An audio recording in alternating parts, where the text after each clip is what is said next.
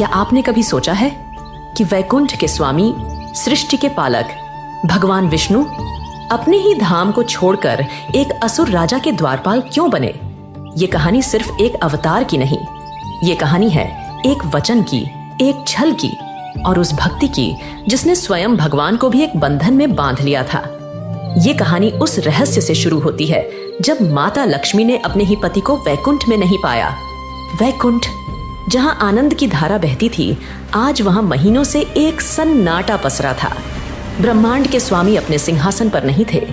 माता लक्ष्मी का हृदय व्याकुल था। उन्हें पता था कि उनके प्रभु कहाँ हैं, पर वो उन्हें वापस लाने में असमर्थ थीं। देवर्षि नारद वीणा बजाते हुए प्रवेश करते हैं। नारायण नारायण माते, आपके मुख पर ये चिंता की लकीरें। त्रिलोक में सब कुशल तो है, प्रभु कहाँ हैं? प्रणाम देवर्षि। क्या कुशल कहूँ, जिनके होने से ही सब कुशल होता है वही यहाँ नहीं है। मेरे स्वामी, मेरे नारायण पाताल लोक में है। पाताल लोक में? पर क्यों माते? वहाँ तो असुर सम्राट बलि का शासन है। प्रभु वहाँ क्या कर रहे हैं? वही तो मेरे दुख का कारण है नारद। वो राजा बलि के द्वारपाल बने हुए हैं। क्या? ये तो असंभव है।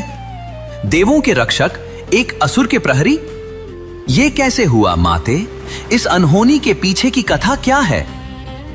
ये कथा शुरू होती है एक भक्त के अहंकार से, एक गुरु की चालाकी से और मेरे प्रभु के एक छल से। लेकिन क्या आप जानते हैं कि इस छल में एक ऐसी वस्तु का प्रयोग हुआ था जो शुक्राचार्य की सबसे बड़ी गलती बन गई? वो वस्तु क्या थी? इसका जवाब हम वीडियो के अंत में आपसे पूछेंगे, तो कहानी को ध्यान से देखिएगा। ये कहानी उस समय की है जब धरती पर एक ऐसा राजा था जिसके दान के चर्चे देवलोक तक में थे। वो था प्रहलाद का पौत्र, असुर सम्राट बलि। बलि अपने दादा की तरह ही विष्णु भक्त था, पर उसकी भक्ति में एक सूक्ष्म अहंकार था।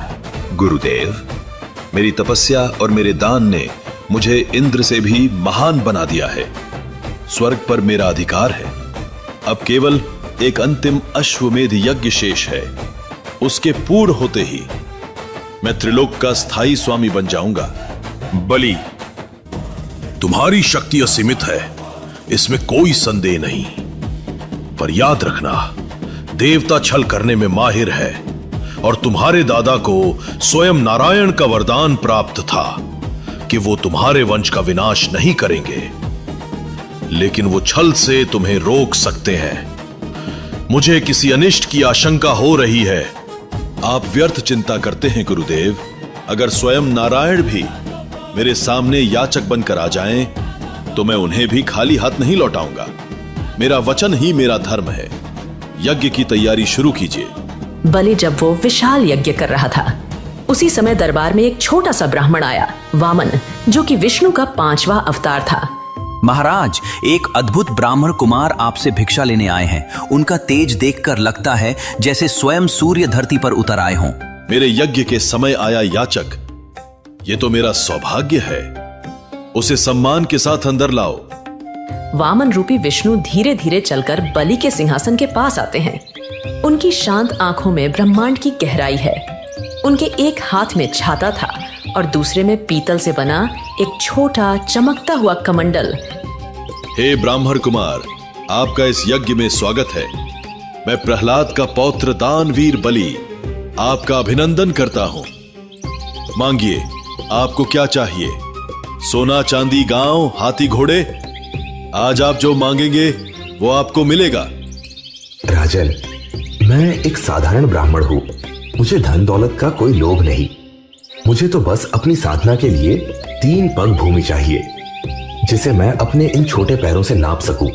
3 पग भूमि? और वो भी इन नन्हे पैरों से? हे बालक, तुम तो मेरे दान का उपहास कर रहे हो। मैं तुम्हें पूरी पृथ्वी दान कर सकता हूँ। कुछ ऐसा मांगो जो राजा बलि की शान के लायक हो।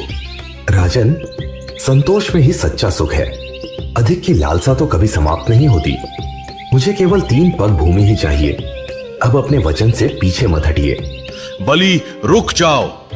मेरी बात मानो, ये कोई साधारण बालक नहीं है, ये स्वयं विष्णु है, छल करने आए हैं। ये तुम्हारा सब कुछ छीन लेंगे, इन्हें कुछ भी दान करने का संकल्प मत लो। गुरुदेव, अगर ये स्वयं भगवान विष्णु है तो ये मेरा सबसे बड़ा सौभाग्य है कि आज भगवान मुझसे मांगने आए हैं, और वचन देकर पीछे हटना ये बलि का धर्म नहीं। जब बलि के संकल्प लेने का समय आया तो शुक्राचार्य ने सोचा, अरे ये बलि तो वचन दे बैठा, अब सब खत्म हो जाएगा, रोकना होगा इसे। हाँ, मैं जल के इस पत्र में छिप जाता हूँ। अगर जल बाहर नहीं निकलेगा तो इसका संकल्प पूरा नहीं होगा, मुझे ही रोकना होगा इसे। शुक्राचार्य ने अपनी माया से सूक्ष्म रूप धरा और जल पात्र की नली में जाकर बैठ गए ताकि जल बाहर न आ सके।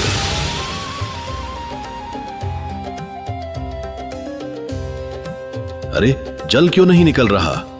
वामन सब समझ रहे थे। तभी वामन मुस्कुराए और उन्होंने सूखी नुकीली कुश घास का एक तिनका उठाया और मुस्कुराते हुए उसे पात्र की नली में डाल दिया। बलि ने अपना संकल्प पूरा किया और जैसे ही ये शब्द उसके मुख से निकले, इतिहास ने एक नया मोड़ लिया। उस छोटे से ब्राह्मण बालक का शरीर अब पूरे ब्रह्मांड में फैल रहा था। वो वामन नहीं, अब त्रिविक्रम थे। उन्होंने अपना पहला कदम उठाया और एक ही पग में समस्त भूलोक नप गया। उन्होंने अपना दूसरा कदम उठाया और दूसरे पग में संपूर्ण देवलोक और ब्रह्मलोक तक नप गया। विराट भगवान विष्णु बलि की ओर देखते हैं। बलि, तुम्हारे दान के अनुसार 2 पगों में मैंने पृथ्वी और स्वर्ग नाप लिए। अब बताओ, अपना वचन पूरा करने के लिए मैं तीसरा पग कहाँ रखूं? बलि के चेहरे से अहंकार का नकाब उतर चुका था। वो घुटनों के बल बैठ गया और हाथ जोड़ लिए। प्रभु, आपने मुझसे मेरा राज्य छीना, मेरा स्वर्ग छीना, पर आप मेरी भक्ति नहीं छीन सकते। ये शरीर नश्वर है, अगर कुछ बचता है तो वो है मेरा अहंकार। प्रभु, तीसरा पग मेरे इस अहंकार से भरे मस्तक पर रखिए और मुझे मुक्त कर दीजिए। नारायण की भक्ति तभी पूर्ण होती है जब उसमें प्रेम हो और स्मरण भी।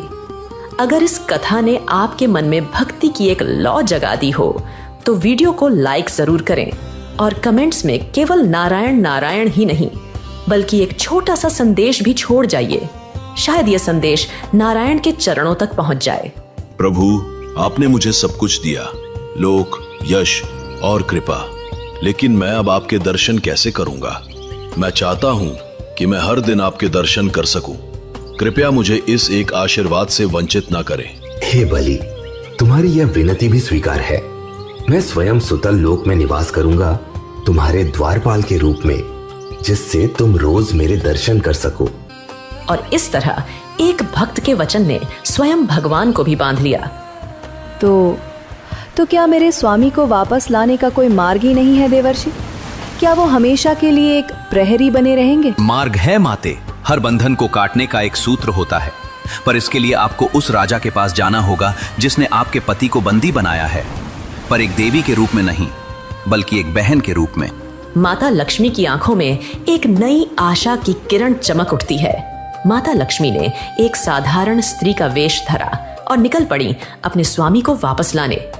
देवी, आप कौन है और इस तरह विलाप क्यों कर रही है? राजन, मैं बहुत अभागिन हूँ। आज रक्षा का पवित्र दिन है, पर मेरा कोई भाई नहीं है जिसकी कलाई पर मैं ये राखी बांध सकूं। बहन, आज से मुझे अपना भाई समझो। लाओ, मेरी कलाई पर ये रक्षा सूत्र बांधो। इसके पश्चात माता लक्ष्मी ने रेशम के धागों से बनी एक सुंदर राखी राजा बलि की कलाई पर बांध दी। बहन, मांगो, उपहार में क्या चाहिए? मैं तुम्हारी हर परेशानी दूर करूंगा। भैया, मुझे मेरा पति लौटा दीजिए। ये कैसी लीला है प्रभु, जिनके मैं पाताल के द्वार पर प्रतिदिन दर्शन करता हूं, जिन्हें एक भक्त की तरह निहारता हूं। आज उन्हीं के लिए एक बहन बनकर आप मेरे समक्ष खड़ी हैं। मेरा धर्म क्या कहता है? एक भक्त का समर्पण या एक भाई का वचन? एक पल की खामोशी के बाद बलि के चेहरे पर एक शांत मुस्कान आती है और वो हाथ जोड़ लेते हैं। नहीं, राजा बलि हार सकता है पर एक भाई नहीं। माते, आपने मुझे भाई बनाकर धन्य कर दिया। आपका पति आपका है, आप प्रभु को अपने साथ ले जा सकती हैं। राजा बलि, आज श्रावण मास की ये पूर्णिमा इतिहास में रक्षाबंधन के नाम से जानी जाएगी। ये त्योहार भाई बहन के पवित्र प्रेम और वचन का प्रतीक बनेगा। तो दोस्तों, आपने पूरी कहानी सुनी। अब समय है आपकी याददाश्त को परखने का। देखते हैं कितने लोगों ने ध्यान से सुना। प्रश्न: शुक्राचार्य को अंधा करने के लिए भगवान वामन ने जल पात्र में किस वस्तु का प्रयोग किया था? ए, अपनी उंगली। बी, एक पत्थर। सी, कुछ घास का तिनका। डी, एक स्वर्ण शलाका। सही उत्तर नीचे कमेंट करें और बनिए क्विज चैंपियन। हो सकता है अगली कथा में लिया जाए आपका नाम। जैसे हनुमान जी राम जी की मदद करते थे, वैसे ही आप भी हमारी मदद कर सकते हो। अगर आप चाहते हो कि हम हिंदू धर्म की प्यारी परंपरा और कहानियों को और भी लोगों तक पहुंचाए, तो बस 29 रुपए महीने के देकर हमारे साथी बन जाओ। आपकी सहायता से हम और भी अच्छी एनिमेशन वीडियो बनाएंगे। ज्वाइन करें और निश्चित करें कि आपका सहयोग सही दिशा में धर्म का प्रचार कर रहा है।